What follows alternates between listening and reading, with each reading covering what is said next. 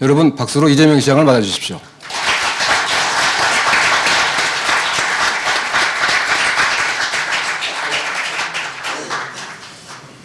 제가 언론계에 종사하시는 우리 사회의 대선배님들께서 제일 먼저 저한테 이런 자리를 만들어 주셔서 정말 감사하게 생각합니다.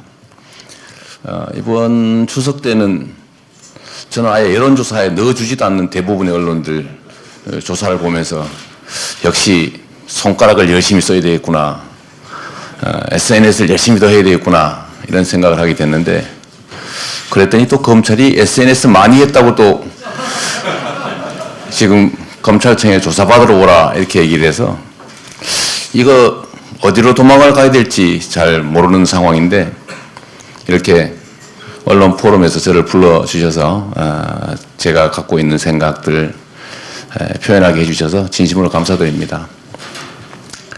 30분 정도라고 하니까 제가 대체적으로 우리 성남시 이야기, 제 살아온 이야기이기도 하고, 또 제가 국민들, 적은 분들이시긴 하지만 국민들께서 이제 또 성남시정에 있기 때문에 시정 설명을 잠깐 드리고, 그 다음에 내년 대선 관련된 전망이랄까, 저의 바람이 포함된 예측이랄까, 이런 말씀을 잠깐 드릴까 싶습니다. 질문 응답은 정말 저는 아무거나 상관없습니다. 뭘 하셔도 상관없으니까 자유롭게 좀 해주시고요. 우선 이재명 또는 성남시장이라는 사람이 대한민국 정치사에서 처음으로 기초단체장임에도 불구하고 특별한 이력이나 스펙을 쌓지도 못했는데, 국민들 극히 일각에서 약간의 기대를 갖게 된 이유는 역시 성남시정의 성과 때문이 아닐까 싶습니다. 제가 성남시 얼마 전에 재정 문제 때문에 광화문에서 열하루 단식 농성을 했는데, 하필 또 요새 이정현 대표께서 단식을 하시는 바람에 저하고 비교하는 사진이 자꾸 올라오더라고요. 5일 동안 굶으면 어느 정도 살이 빠져야 되는가, 그 표준을 저한테서 찾으면서 진짜 굶었나 이런 장난기 어린 그런 비판들도 있는 것 같습니다. 그 단식 농성까지 하게 된 그런 과정 제가 잠깐 설명드리겠습니다. 저는 원래 변호사, 그 중에서도 시민운동을 하던 변호사였고, 시민운동을 하다가 시정감시 또는 국가권력감시 운동을 하던 중에 도대체 시민단체 활동으로는 할 수 있는 한계가 너무 뚜렷하다. 특히 공공의료 확대운동, 소위 성남시립의료원 설립운동을 하다가 1년 동안 준비한 우리 주민들의 주민 발의 조례가 의회에서 단 47초 만에 날치기로 폐기되는 현장을 보고, 저와 방청객들이 항의해서 울고, 그 다음에 의원들 잡으러 뛰어다니고, 이러던 게 특수공무집행 방해, 회의장 점거, 이런 거에 해당이 돼서 수배를 당했습니다.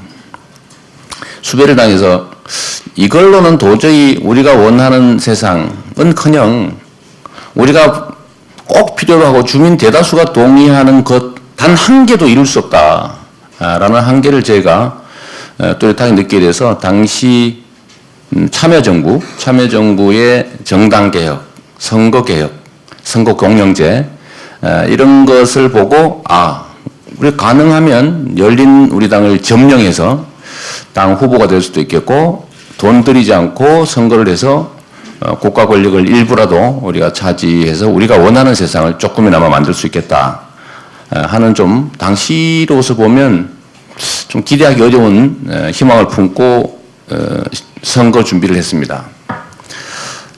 저는 정치라고 하는 게 그 자체가 하나의 목적이 아니고, 제가 이루고자 하는 세상, 아주 단순하게 표현하면 공정한 기회가 보장되고 공정한 경쟁이 보장되는 평화와 인권이 있는 나라, 인권이 보장되는 나라, 뭐 그런 정도.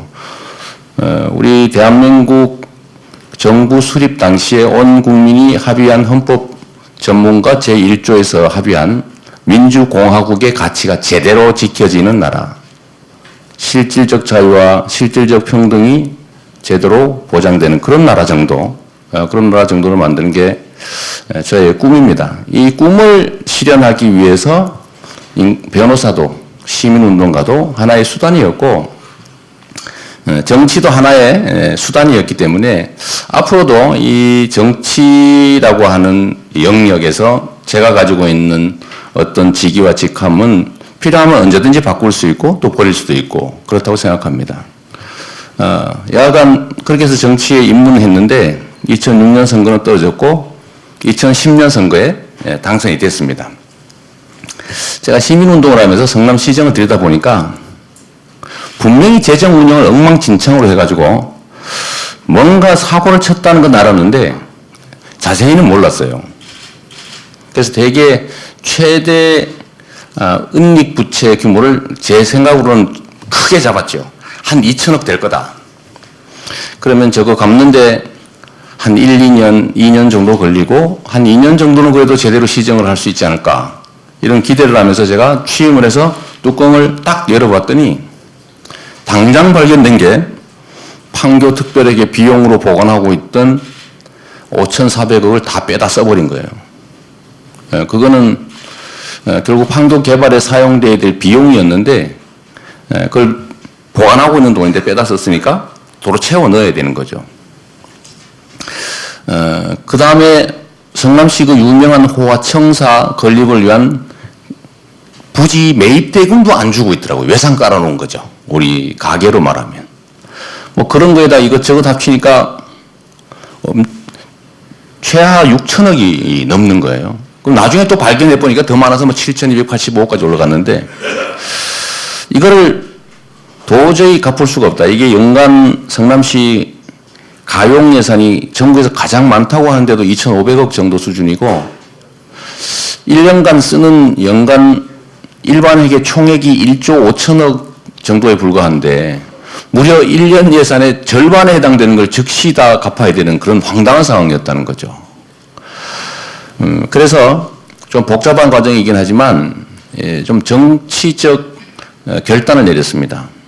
그걸 조용히 덮어놓고 빚을 갚을 수도 있지만 조용히 빚을 갖고 있으면은 주민들이 서왕을 엄청나게 하지 않겠습니까?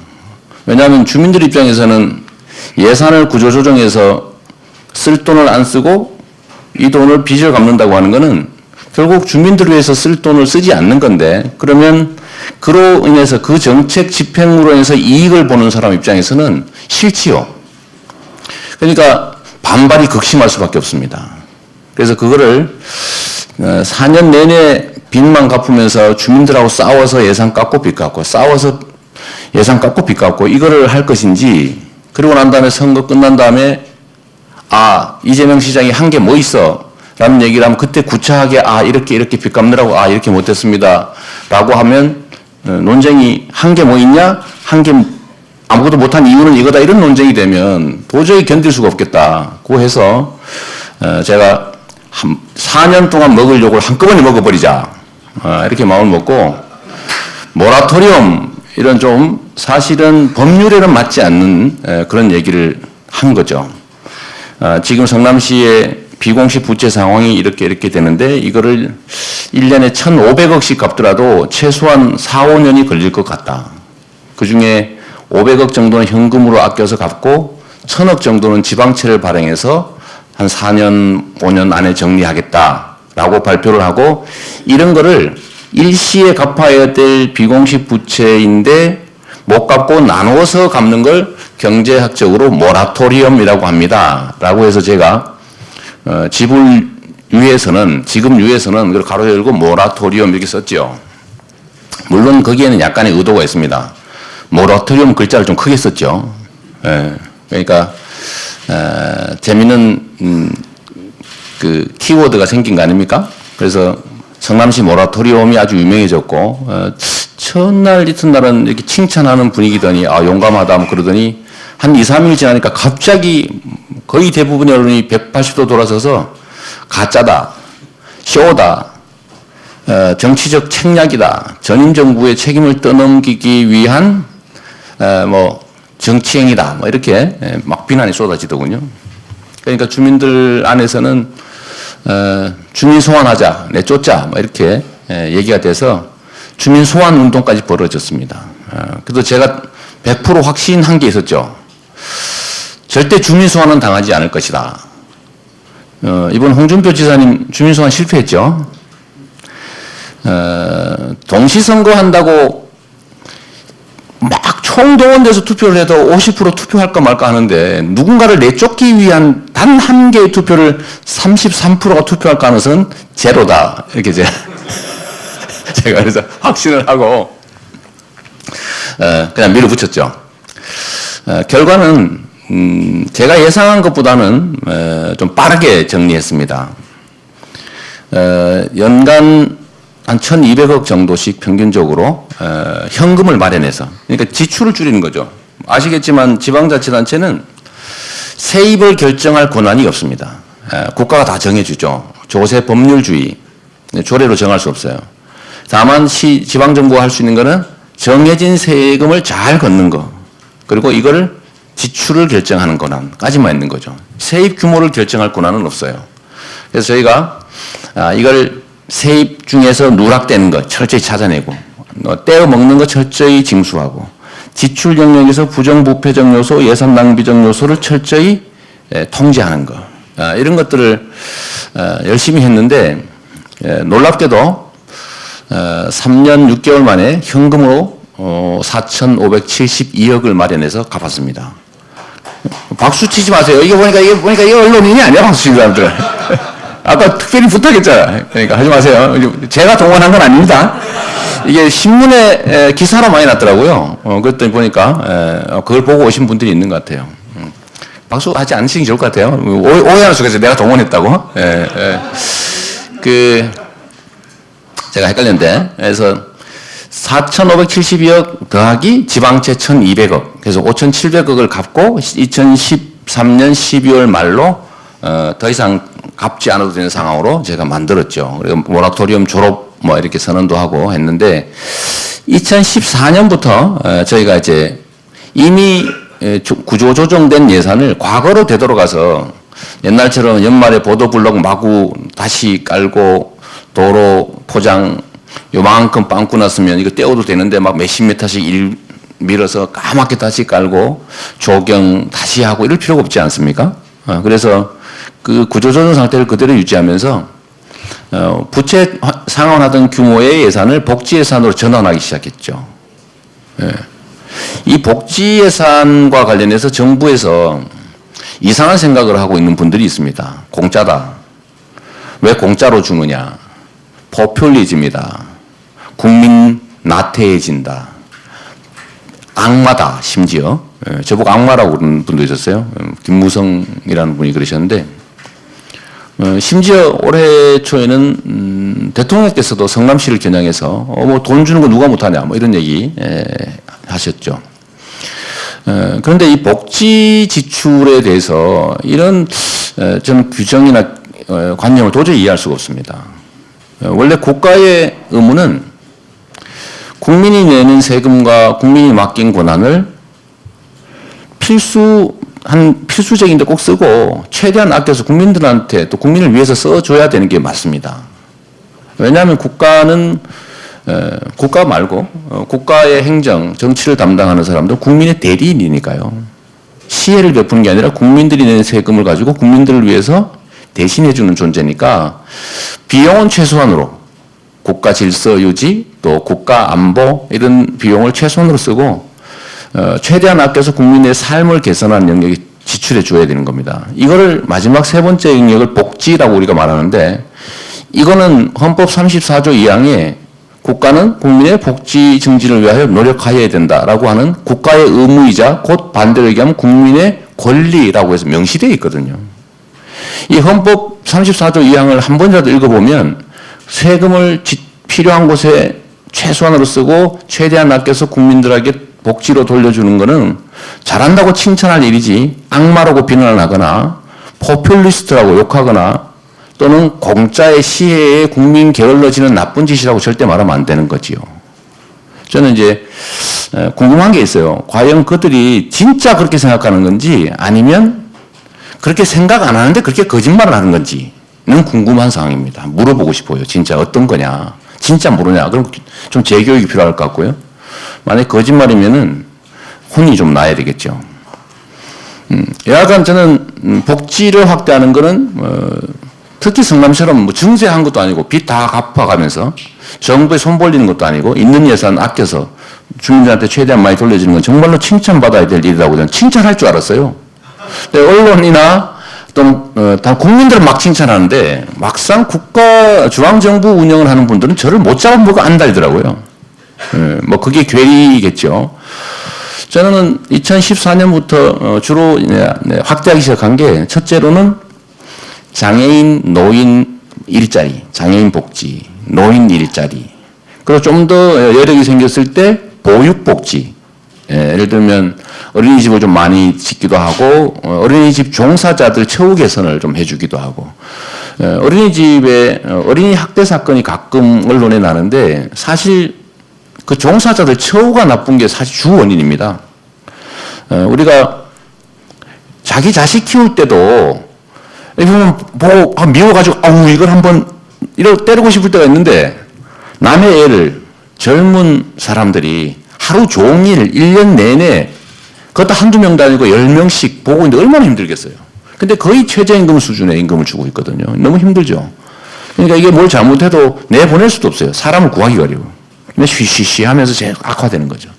그래서 이 문제를 해결을 하려면 보육교사들의 처우를 개선해야 된다. 그래서 성남에서는 1인당 월 한 12, 3만 원씩을 더 주고 있죠. 그때부터. 복지, 또는 복지 종사자. 이거 되게 중요하지 않습니까? 사회적으로 보호받아야 될 분들에게 복지 전달하는 사람들인데 너무 처우가 안 좋아요. 뭐 그런 거. 그 다음 단계로 저희가 한 게 교육 지원입니다. 우리가 공평하고 공정한 세상을 만들어야 그 사회가 가진 자원과 기회가 효율적으로 사용되고 그 구성원들도 꿈과 희망을 가지고 새로운 그냥 기대를 하고 살 수가 있는데 공정한 기회 보장이 그래서 매우 중요하지 않습니까? 그런데 그 공정한 기회 중에서도 제일 중요한 게 바로 자라나는 세대들의 교육 기회의 공정함이죠. 근데 실제 우리 사회는 교육 기회가 공정하지 못해요. 공교육이 제 역할을 제대로 못하다 보니까 사교육에 의존하고 사교육에 엄청난 비용을 투자할 수 있는 재산 있는 사람들만 좀 더 많은 기회를 갖게 되죠. 결국은 재산과 지위가 그대로 상속되는 아주 안 좋은 현상을 지금 우리가 맞이하고 있어서 이 공교육 강화해야 된다고 해서 저희는 성남시 차원에서 그때부터 연간 200억 정도씩을 추가로 재원을 만들어가지고 프로그램 지원을 하고 있습니다. 시설 지원 빼고 시설 급식비 이런 거 빼고 그러니까 학교에서 체험학습 또는 취미활동, 뭐 예체능, 토론 수업, 뭐 안전 체험 뭐 이런 거 다 시에서 지원해서 하고 있죠. 그게 한 200억 정도 들었는데 그게 2015년까지 되게 저희가 계산해 보니까 한 뭐 그런 이런저런 거 다 합쳐서 성남시 독자적으로 하고 있는 사업의 규모가 한 700억 정도 되는 것 같아요.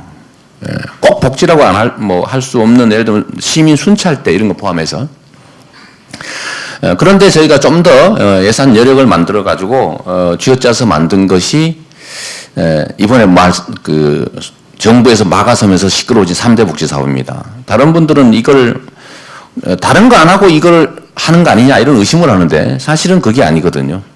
노인, 장애인, 뭐 보육, 교육 이런 거 또 보훈복지 저희 성남에는 보훈 대상자들 수당도 더 많이 주고 있어요. 그런 것들을 확대하고 난 다음에 마지막 단계로 저희가 무상교복, 산후조리 지원, 그 다음에 청년배당 이 세 가지 정책을 시작했는데 정부에서 갑자기 이거를 올코트 프레싱으로 맞고 나서기 시작한 겁니다. 이거 성남시 너무 심하다 이거. 다른 데 안 하는 걸 너무 많이 해서 다 성남시로 이사 가면 어떡하되나 뭐 이런 걱정을 한 걸로 생각이 되긴 하는데 다른 지역과 차별이 너무 심하게 난다. 고 하면서 저희한테 복지정책 중단을 요구했어요. 그만해라 이제. 근데 우리는 그렇게 말했죠. 아니 우리가 예산을 아껴서 세금을 더 걷은 것도 아니고 빚 갚아가면서 정부의 지원받는 것도 아니고 그럼 이 예산을 아껴서 그러면 땅에다 파묻으란 말입니까? 라고 하면서 저희가 그냥 밀어붙였죠. 정부에서 막고 우리가 강행을 하다 보니까 이게 유명 정책이 돼버렸어요. 덕분에 제가 요새 뭐 잘 나오면 5%까지 지지율이 나오는데 그 중에 절반은 정부 덕이 아닐까. 그 절반의 절반은 검찰 덕인 것 같고요. 자꾸 불러줘가지고. 그런 것 같아요. 나머지 한 4분의 1 정도가 제가 어떻게 한 성과인 것 같은데, 약간. 정부에서 시행령을 고쳐서 막아보기도 하고, 남경필 지사한테 청탁인지 압력을 가해서 대법원에다가 금지 소송도 해보고, 그래도 안 되거든요. 그러더니 마지막 단계에 나온 게 결국 성남시의 예산을 뺏어버리자. 이렇게 된 겁니다. 성남시가 이번에 새로 하는 그 3대 복지 정책 예산이 200억 정도인데 이거 합치면 한 1000억 가까이 됩니다. 근데 정부에서 시뮬레이션을 했는지 안 했는지 모르겠는데 묘하게도 딱 성남시가 자체 납부하는 지방세 중에서 1000억 정도를 다른 지방에 지원하는 식으로 지원할 수밖에 없도록 시행령을 고치는 작업을 시작한 거죠. 올해. 그래서 제가 광화문에 와서 농성을 시작했습니다. 이거는 두 가지 이유가 있어요. 제가 성남시장으로서 성남시의 이익을 지키기 위해서가 아니라 그거는 하나의 이유죠. 성남시 대표로서. 거기에 더하기 하나의 요소가 더 있습니다. 지방자치가 무너지면 민주주의가 무너집니다. 그리고 지방자치에서 자치의 핵은 권한과 예산의 독립인데 권한을 뺏는 건 쉽지 않으니까 예산을 뺏으려고 시도했고 예산을 뺏어버리면 권한은 껍데기가 됩니다. 알맹이가 없는 거죠. 뭐 권한 있으면 뭐합니까? 돈이 없어서 아무것도 못하는 거죠. 그래서 이 1000억 정도를 뺐으면 경기도 6개시가 사실은 동시에 그 기준을 적용받으니까 총 한 5천억 정도를 빼앗기게 됩니다. 이렇게 되면 자치단체의 자율성이 통째로 무너지게 됩니다. 제가 혹시 여러분 이 중에 오해를 하고 계신 분이 계실 것 같아요. 아마 그런 분이 많으실 겁니다.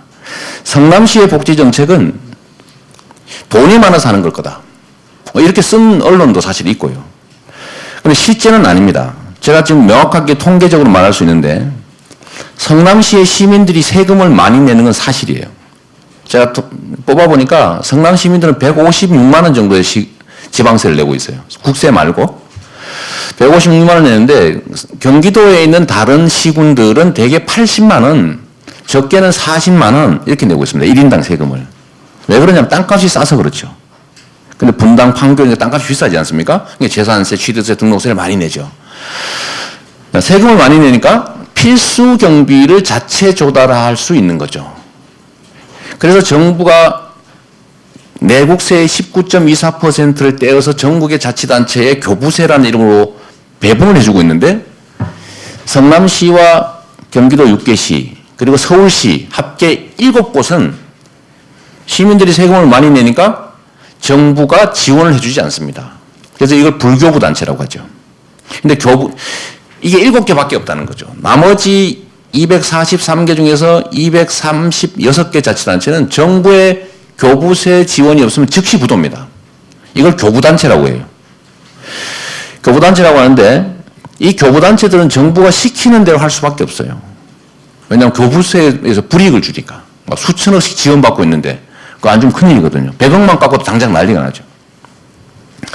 그런데 교부단체 말고 불교부단체 전국에 있는 7곳 성남시 포함 서울시, 성남시, 수원, 고양, 화성, 과천, 용인 이런 데입니다.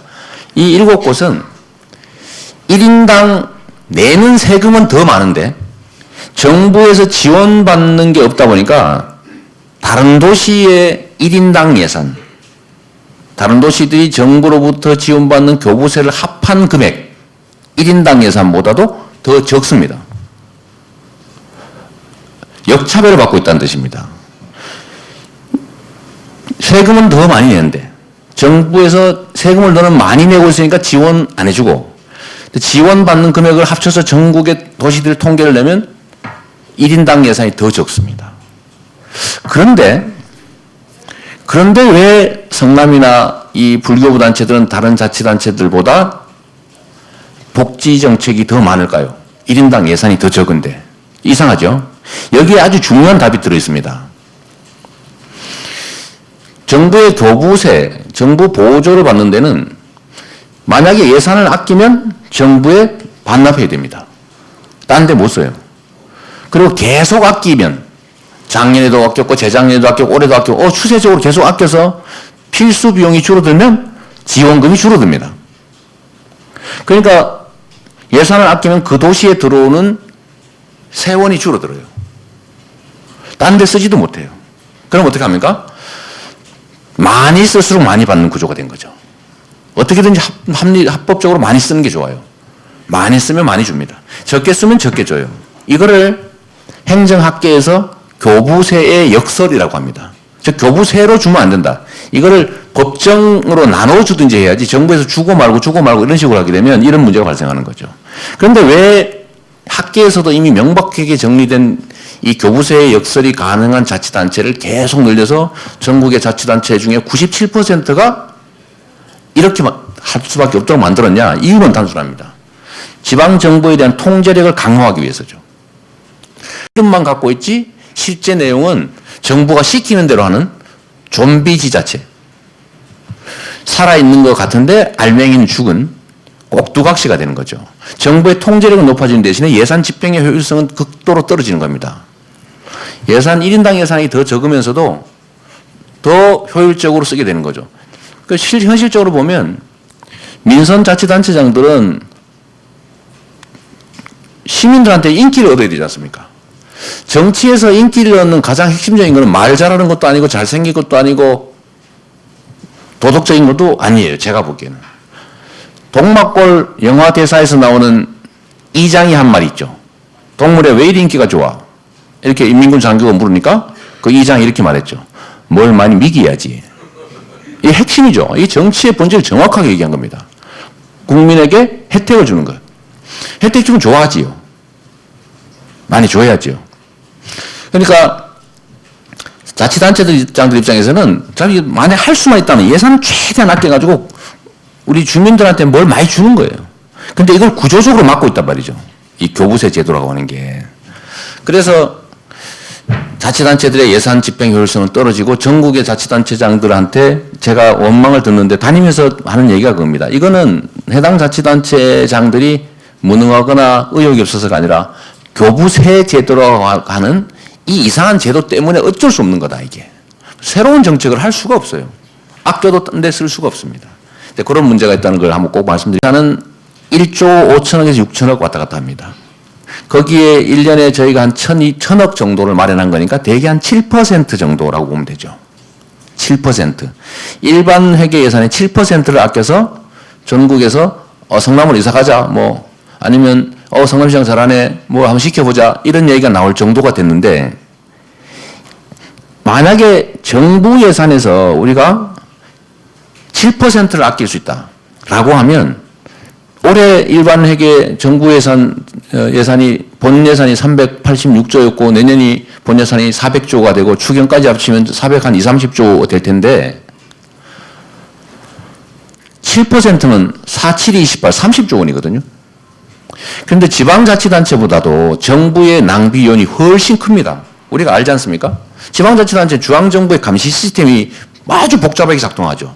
도감사, 행자부 감사, 국민권익위 감사, 국민청지성 감사, 감사원 감사, 거기다 검찰, 경찰, 언론. 근데 중앙정부에는 이 중에 상급 단위의 독립된 감시체계가 작동하지 않습니다. 그러니까 예산 집행은 훨씬 더 엉터리죠.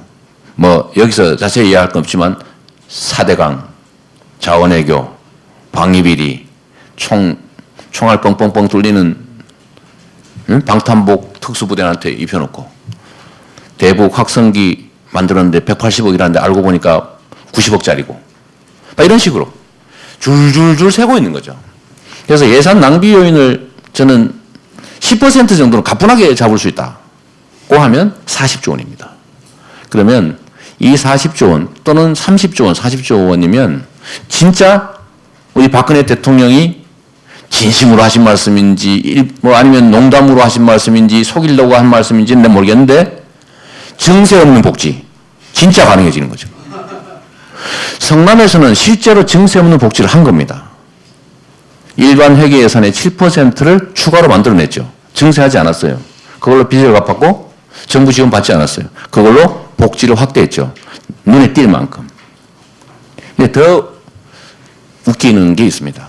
이 복지 정책을 정부에서는 이걸 시해나 해서는 안 될 일이라고 하지만 성남시가 한 복지 다른 지역과 좀 이렇게 눈에 두드러질 만큼 하고 있다는 예산을 다 합치면 1인당 10만 원에 불과합니다. 1인당 10만 원. 이건 시설 투자비 같은 게 아니거든요. 1인당 10만 원 정도인데 전 국민에게 성남시가 하고 있는 복지 정책을 확대한다고 하면 5조 원이면 된다는 거죠. 5조 원. 청년 배당 해도 되고 성남시가 하고 있는 청년 배당, 뭐 무상 교복, 학교 지원, 뭐 일자리 지원, 보육 지원 뭐 다 해도 5조 원. 국가 예산의 1.2%죠. 1.2%는 대통령이 1시간 안에 만들어 와 라고 말하면 아마 만들어 올 겁니다. 1.2%.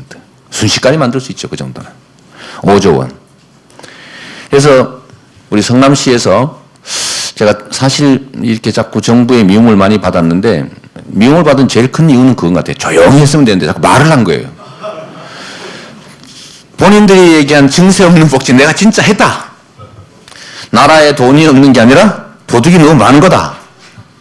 이런 얘기를 자꾸 하니까 성남처럼만 해봐라. 돈 40조 순식간에 남길 수 있다. 이러니까 얼마나 미웠겠어요. 미워하는 거 이해합니다. 이해하고 그것 때문에 제가 뭐 국민적 지지도 올라가고 하니까 뭐 고마운 일이죠. 다음에 제가 성남 얘기 이 정도 하고요. 이런 점 때문에 저는 이제 주목받게 됐고 대한민국 정치사에 없던 현상이 하나 생겨나는 거라고 생각합니다. 언론과 정치 또 언론과 이런 요 주제로 좀 말씀 한번 드려보겠습니다. 분명한 사실은 사람들은 쉽게 판단을 바꾸지 않습니다. 사람들은 주어지는 객관적인 정보가 쌓이면 그에 따라서 결론이 저절로 생겨나죠. 그래서 사람들한테 저는 선거 때 저 지지해 주세요 이런 얘기하는 거 정말 의미 없다고 생각해요. 안 바뀝니다.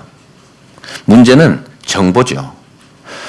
평소에 정보가 일정한 이런 결론이 날 수 있는 정보를 부여하면 이 결론이 나는 거고 저쪽 정보 결론이 가능한 정보를 계속 입력하면 저쪽 결론을 자동으로 내지요.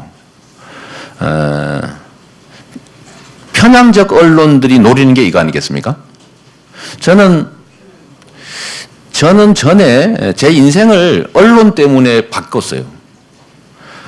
저는 혹시 아는 분 계시겠지만 중고등학교를 못 다니고 그 공단의 노동자로 일했는데 산재 환자이기도 하고 산재 장애인이기도 하고 그렇습니다. 근데 뭐 보상받은 일도 없고 제가 공장에서 일하다 다쳐도 치료받는 기간에도 돈 월급 안 주니까 치료받으면서 한 손 기부싸고 한쪽 팔로만 일하고 다니면서도 그게 당연한 줄 알았죠. 제가 광주 민주화 운동을 당시에 광주 사태라는 이름으로 방송에서 봤습니다. 그때 제가 본 광주 그 피해자들은 폭도였어요. 아주 나쁜 나라를 뒤엎으려고 하는 북한하고 같이 놀아나서 대한민국 체제 전복을 노리는 폭도들이었습니다. 제 입으로 엄청나게 많이 비난했죠. 저런 나쁜 사람들이 있나. 아주 이건 순화된 표현이죠. XX 해버려야 돼. 저는 제 입으로 그렇게 말했어요. 그리고 그 안에서 저도 경북 안동 출생이라는 이유로 정말 하잘것없는 공장의 소년 노동자였으면서도 제가 자부심이 있었습니다. 전라도보다 낫다는. 얼마나 황당합니까? 우월감. 그런데 제가 대학을 갔습니다. 대학을 갔더니 여전히 광주 사태로 도배하고 광주 민주화 운동의 얘기를 하는 사람들은 잡아서 구속시키고 이런 걸 제가 봤죠. 처음에는 제가 믿지 않았습니다.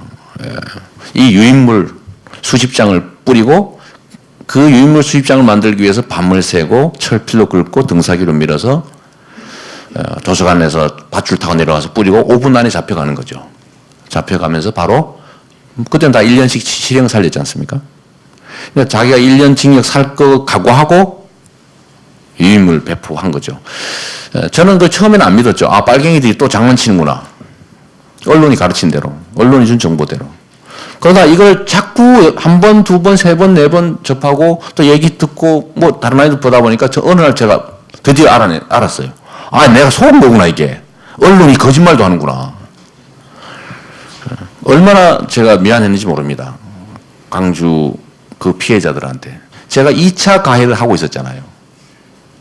그 억울하게 죽은 사람들의 가족들을 폭도라고 비난하면서 국민들로부터 고립시키고 그들을 폭도의 가족으로 욕하고 있는 걸 제가 그들과 함께 그들의 개가 돼서 같이 욕하고 있었던 거죠. 2차 가해를 하고 있었던 겁니다.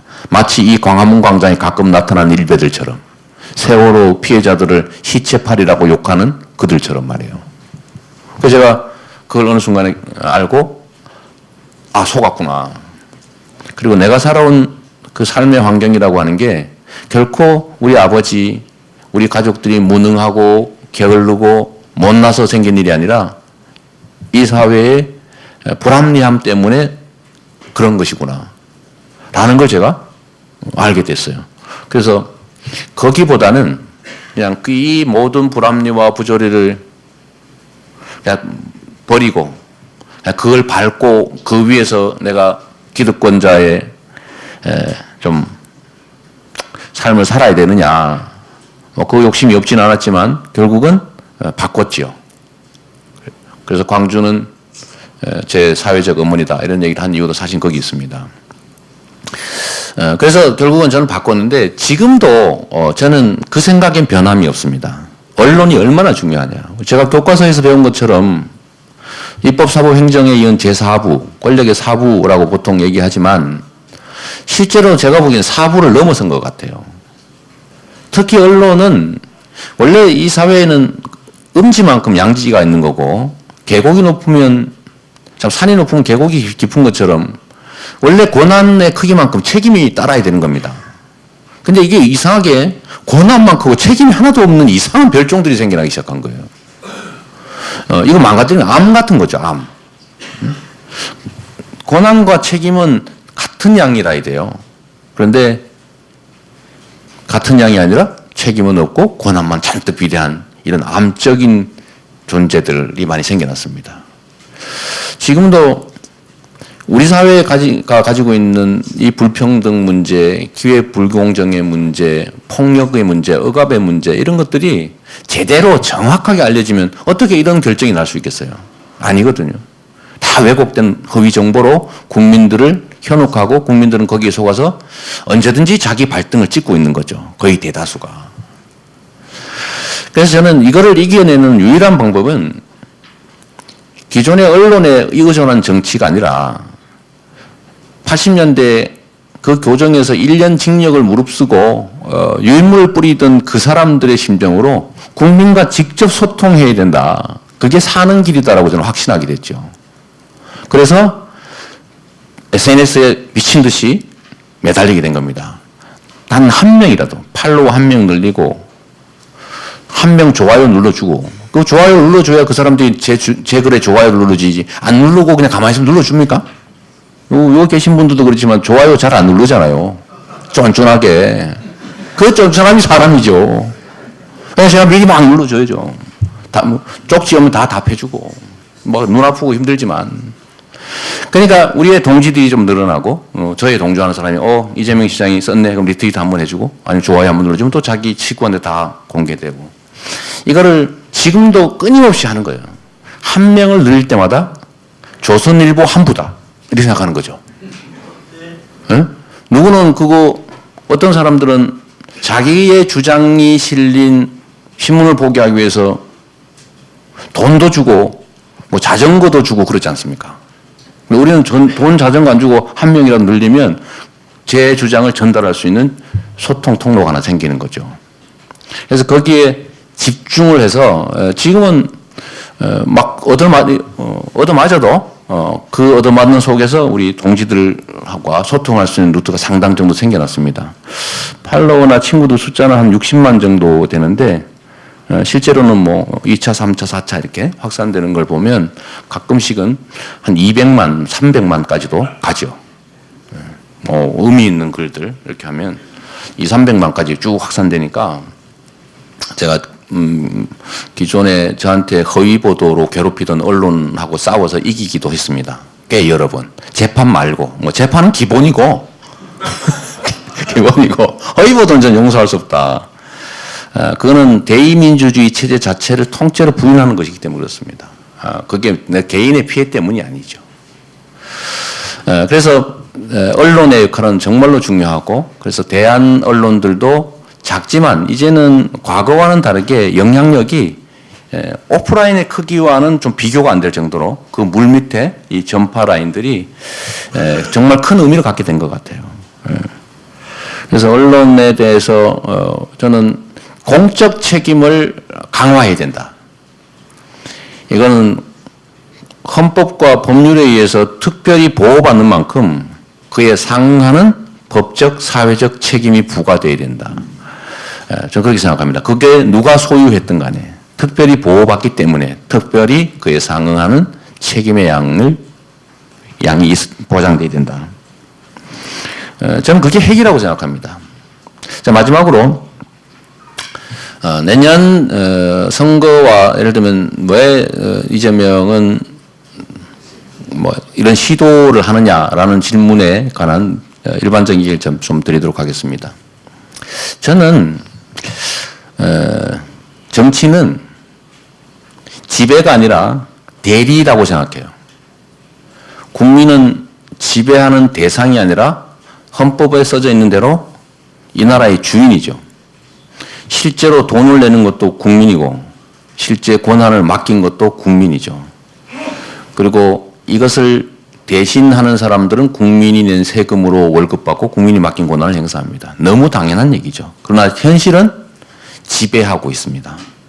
국민을 뭘 주면 게을러지는 개돼지로 생각하는 사람들이 많은 거죠. 실제 그렇게 생각하는 것 같습니다. 그래서 정치는 국민을 대리하는 거다. 월급 받는 피용자다. 고용된 머슴이다. 라고 하는 점을 분명하게 해야 된다는 게 첫 번째고, 두 번째는 이 대의민주주의의 핵심이 주권자의 의견 형성 과정입니다. 의견 형성은 정확한 정보가 주어지지 않으면 정확한 의견 형성이 안 돼요. 그래서 저는 이 대리인들, 이 머슴들이 하는 행위 중에 부정부패, 머슴들이 농사 짓다가 아이고 집에 배고픈데 아니면 쌀밥 한번 해먹어야 되겠는데 주인집 광에서 쌀 한 대 슬쩍 퍼가고 저기 논 열 고랑이 있는데 한 고랑 귀찮으니까 대충 김 매고, 저는 그런 건 용서할 수 있다고 봅니다. 제일 심각한 문제는 주인한테 거짓말을 하는 거예요. 대리인들이. 이거는 대의 민주주의 체제를 통째로 부인하는 행위거든요. 그래서 이거는 근본에 관한 문제에서 사실 우리 사회는 거짓말을 너무 쉽게 생각해요. 정치인이 거짓말하는 건 당연하다 이렇게 생각하는 경향이 있는 거죠. 당연하지 않습니다. 이거는 부정부패보다 더 나쁜 행위예요. 여기서 엄정한 책임을 물어줘야 됩니다. 그래서 소위 우리가 닮아가야 된다고 생각하는 발전된 다른 나라들은 정치인의 거짓말에 대해서 엄중한 책임을 묻지 않습니까? 그게 다 그 이유가 있는 거죠. 철학적 이유가 있는 거예요. 근데 우리 사회는 거짓말을 너무 당연하게 생각해요. 어떤 분은 이렇게 말하잖아요. 선거 때는 무슨 말을 못하나? 이거 아는 분 별로 안 계시네. 웃는 분이 없는 거 보니까. 이 모 대통령께서 하셨어요. 응? 선거 때는 무슨 말을 못하나 나라에. 또 이런 분도 계셨어요. 지킬 수 없는 공약을 지키려고 노력하는 건 나쁜 짓이다? 지킬 수 없는 공약을 왜 했습니까? 이러면 안 되는 거죠. 그래서 저는 이 거짓말을 못하게 하는 정치 문화를 꼭 만들어야 된다. 그리고 국민들 속에는 그런 갈망이 들어 있습니다. 내가 주인으로 대접받고 싶고 거짓말하지 않고 진짜 말한 거 지키는 정치에 대한 갈망이 있어요. 예, 저는 그걸 열심히 만들고 있는 중입니다. 작지만 제가 민선 5기 공약 이행률 매니페스토 운동본부 평가에 이행률이 96%입니다. 왜 그리 높은지 궁금하시죠? 제가 지킬 수 없는 공약을 안 했기 때문이에요. 지킬 수 있는 공약만 책을 한 권을 냈어요. 당연히 비율이 높을 수밖에 없죠. 이번에도 현재까지 평가로 보면 제가 1등을 달리고 있다고 합니다. 저는 관리하죠, 일부러. 이행률을. 왜냐하면 그건 증거이기 때문에. 누구나 국민에게 거짓말하지 않는 거 중요하고 말하는 거 지켜야 되고 말한 데 책임져야 된다라고 말은 하는데 증거가 없지 않습니까? 그래서 제가 증거를 주는 거예요. 증거를 쌓는 중이죠. 앞으로는 신뢰와 책임이 우리 국민들이 정치인에게 많은 기대를 할 겁니다. 신뢰, 믿을 수 있냐? 과연 빈말이냐? 지금 현재, 지금 하지 말라는 뜻으로 싹 나오신 거죠? 네, 제가 5분만 할게요. 네, 이게 중요한 얘기 못해서 5분만 힘냅니다. 지금 현재 정치는 제 판단으로는 대중과 정치가 완전히 괴리되어 있을 뿐만 아니라 대립적입니다. 국민 대중들은 정치인 또는 정치 세력, 정치 집단을 기본적으로 신뢰하지 않습니다. 나쁜 집단이라고 생각하고 있어요. 대신 어쩔 수 없이 끌려간다고 생각합니다. 그리고 이게 어쩔 수 없는 상황이라고 해서 정치 집단들도 일종의 기득권 카르텔 같은 거죠. 국민들이 싫어하는 거 알면서도 국민들에게 제시할 선택지를 몇 개를 자기들 마음대로 정합니다. 그리고 국민들한테 던져요. 그럼 국민들은 엄청 싫은데, 정말 기분 나쁜데 선택의 여지가 없이 저 중에 덜 나쁜 사람이 누구냐를 고르고 있죠. 차악을 선택합니다. 지금까지 정치는 그래왔죠. 그런데 지금 이게 바뀌고 있어요. 대중들은 이게 싫었습니다. 싫은데 방법이 없어요. 고립되어 있었기 때문입니다. 정치 집단이 있고 정치 세력이 있고 이 중간을 언론이 대중들하고 연결하고 있었죠. 정치가 하는 일들을 언론이 국민한테 전달해 줬는데 지금까지는 게이트 키핑 역할이라고 그러나요? 필요한 정보만 전달해 주거나 그것도 이 자기들한테 필요한 정보만 아니면 살짝 비틀거나 아니면 심하게는 허위 정보를 국민들한테 전달해 가지고 국민들을 조종했죠. 동원했습니다. 동원을 했는데 전에는 다 고립되어 있으니까 다른 사람이 무슨 생각을 하는지 알 수가 없었어요. 내 혼자만 싸우고 있는 것 같아요. 그런데 이제는 이게 깨졌습니다. 저는 우리 사회가 혁명적 변화를 겪을 수밖에 없을 것이고 그걸 겪어야 된다고 생각하는 사람인데 이 혁명적 변화의 핵심은 정치와 국민 대중의 역관계가 뒤집히는 거예요. 지금 이미 다른 나라들은 이걸 겪고 있죠. 이유는 여러 가지가 있는데 첫 번째는 그 신자유주의 세계화가 너무 급속도로 확산되면서 빈부격차가 너무 심해졌다는 거죠. 선진국, 후진국 가릴 거 없습니다. 선진국도 이게 아니 국가의 부는 늘어나는데 자기의 삶은 나빠졌어요. 상대적으로 차이도 많이 나고. 그래서 불만이 팽배합니다. 그리고 여기에 또 하나의 요인이 더해졌죠. 국민들이 지금까지의 고도성장 사회에서 저성장 사회로 바뀌면서 기회가 많이 줄어들었습니다. 기회가 줄어든 사회에서는 선택이 신중해집니다. 기회가 많을 때는 이거 했다 안 되면 딴 거 하면 돼요. 그런데 이거 했다 실패하면 기회가 없어요. 그럼 신중해집니다. 이게 소비에 영향을 미치죠. 소비에 영향을 미쳐서 뭘 사도 신중하게 사기 시작합니다. 내용을 보기 시작하는 거죠. 진짜 나한테 도움이 되느냐. 이게 정치 소비에도 영향을 미치죠. 내가 정치인을 선택하거나 정치 세력을 선택할 때도 전에는 이거 했다 안 되면 딴 거 하면 돼요. 뭐 또 기회가 있으니까. 근데 이제는 기회가 없습니다. 그래서 신중하게 보기 시작하는 거죠. 그리고 자기들이 가지고 있는 이런 열망, 지향, 주장 이런 것들을 전에는 나 혼자밖에 없어서 외로워서 감히 엄두를 못 냈는데 이제는 수평적인 네트워크가 가능하게 됐어요. 그게 정부와 사회죠. 그래서 지금은 SNS든 뭐 카페든 이런 네트워크를 통해서 위에서 이렇게 쭉 뿌려지는 정보 말고 자기들끼리 생산한 정보, 자기들이 좋아하는 정보를 수평적으로 얼마든지 퍼뜨릴 수 있는 상황이 온 겁니다. 대중들끼리 연대가 가능해진 조건이 만들어졌어요. 그러니까 지금 미국의 버니 샌더스, 사실 자본주의 체제의 맹주 국가의 집권 여당을 스스로 사회주의자라고 이름 붙인 사람이 먹을 뻔했어요. 혼자서 한 게 아니죠. 대중들과 함께. 트럼프도 마찬가지죠. 그 사람이 못 나가지고 성격 이상하고 그런 사람에서 욕하고 험한 말 하는 게 아니죠. 다 작전이죠. 실망한 백인 노동자를 집중 겨냥한 거죠. 성공해서 결국 공화당을 먹었죠. 영국. 정치 세력들은 입을 맞춰서 브렉시트 안 된다고 주장했어요. 그러면 당연히 국민들은 따랐어야죠. 그런데 국민들은 EU에 남아있는 것이 국가에는 이익이 될지 몰라도 내 일자리에는 내 가족들의 삶에는 도움이 안 돼 탈퇴 결정해버렸습니다. 비슷한 좀 극단적 형태가 뭐 대만도 있고 필리핀도 있고 뭐 유럽의 최근에 무슨 로마 시장 선거 등등 있죠. 우리 사회도 저는 이렇게 변화할 거라고 봅니다. 오히려 선진 자본주의 국가보다도 사회적 불평등, 기회의 불공정은 훨씬 심화되어 있고 미래는 훨씬 더 암담하죠. 그런데 우리 국민들이 가진 역동성과 에너지는 더 큽니다. 그리고 거기에다가 세계 최강을 자랑하는 네트워크가 발달해 있죠. 그래서 지금은 정치인들이 자기들끼리 적당히 이합집산을 통해서 정한 답 던져주면 그 답이 마음에 안 들지만 억지로 선택하는 이런 상황이 계속되지 않을 거라고 봐요. 첫 번째 저는 그 징후가 2014년 7.3.1 재보궐선거입니다. 그때 당시도 정치권에서는 대부분 유명 인사하면 다 찍어서 무조건 당선될 줄 알았어요. 그래서 여기 꽂았다 저기 꽂았다 막 장기판 장을 얘기했죠. 그런데 다 떨어졌습니다. 국민들이 드디어 저 사람이 선택하면 우리의 삶에 도움이 될까를 신중하게 생각한 사람이 늘어난 거죠. 그때 저는 첫 징조였다고 봐요.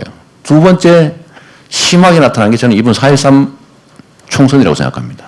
4.13 총선도 선택지를 강제로 줬죠. 국민들 기분 나빴는데 그 안에서 저는 새누리당은 민주당을 통해서, 민주당은 국민의당을 통해서, 국민의당은 호남에 묶는 걸 통해서 전 정치권에 뺨을 때려줬다고 생각해요.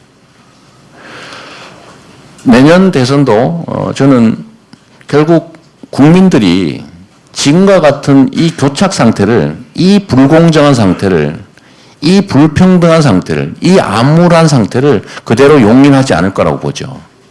그리고 분명히 국민들 사이에 지금 광범위하게 깔려있는 이 좌절, 절망, 또 두려움, 이런 것들이 어느 순간에 분노로 전환되고 있죠, 지금.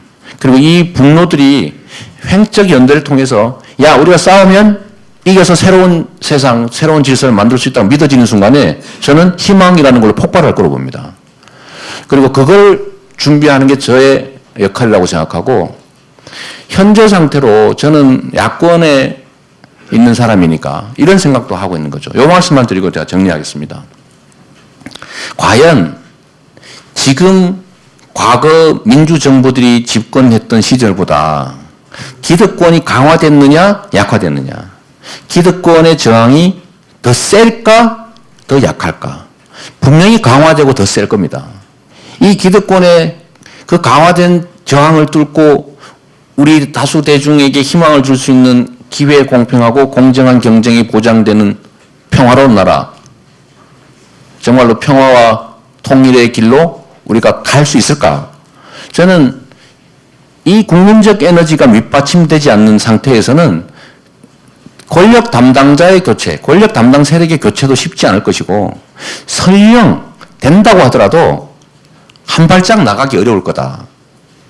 그래서 이 저변의 에너지, 이 에너지를 모아서 전환하고 이 국민적 에너지를 통해서 많이 비로소 이길 수 있을 것이고, 그게 밑받침돼야 비로소 우리 사회의 이 잘못, 이 불공정, 불합리, 부정의, 이 부패와 독재, 일제 잔재를 뚫고 새로운 길로 들어설 수 있을 거라고 생각합니다. 제가 너무 길었는데 여기까지 제 말씀 마치겠습니다. 감사합니다.